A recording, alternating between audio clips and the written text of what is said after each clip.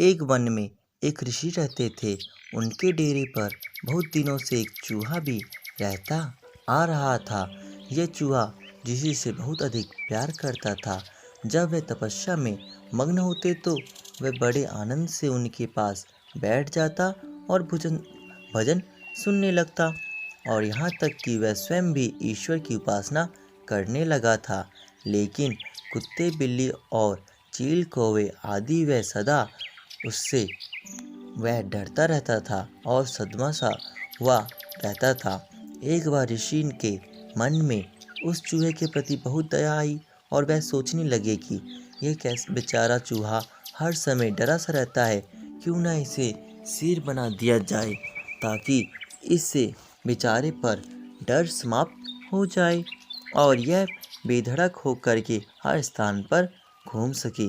ऋषि बहुत बड़ी दैवीय शक्ति के स्वामी थे। उन्होंने अपनी शक्ति के बल पर उस चूहे को शेर बना दिया और सोचने लगे कि अब वह चूहा किसी भी जानवर से नहीं डरेगा और निर्भय होकर पूरे जंगल में घूम सकेगा।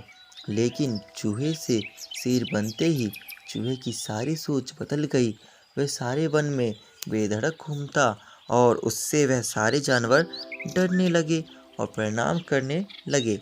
उसकी जय जयकार होने लगी, किंतु ऋषि यह बात जानते थे कि यही एकमात्र चूहा है जो वास्तव में शेर नहीं है।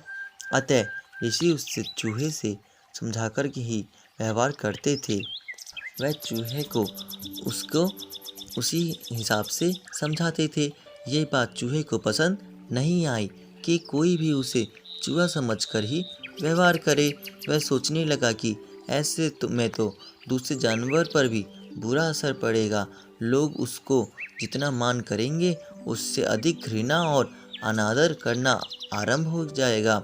अतः चूहे ने सोचा कि क्यों ना मैं इस ऋषि को ही मार डालूं, फिर न रहेगा बांस न बजेगी बांसुरी। यही सोचकर वह ऋषि को मारने के लिए चल पड़ा। ऋषि ने जैसे ही क्रोध से भरे शेर को अपनी ओर आते हुए देखा तो उसके मन की बात समझ गए। उसने शेर पर अपना क्रोध आ गया और उसका घमंड तोड़ने के लिए ऋषि ने दैवीय शक्ति का प्रयोग करते हुए चूहे को फिर से वापस चूहा बना दिया। क्योंकि ऋषि ने ही उस चूहे को शेर बनाया था, इसलिए उन्होंने अपनी दैवीय शक्ति का प्रयोग करके उस शेर से वापस चूहा बना दिया।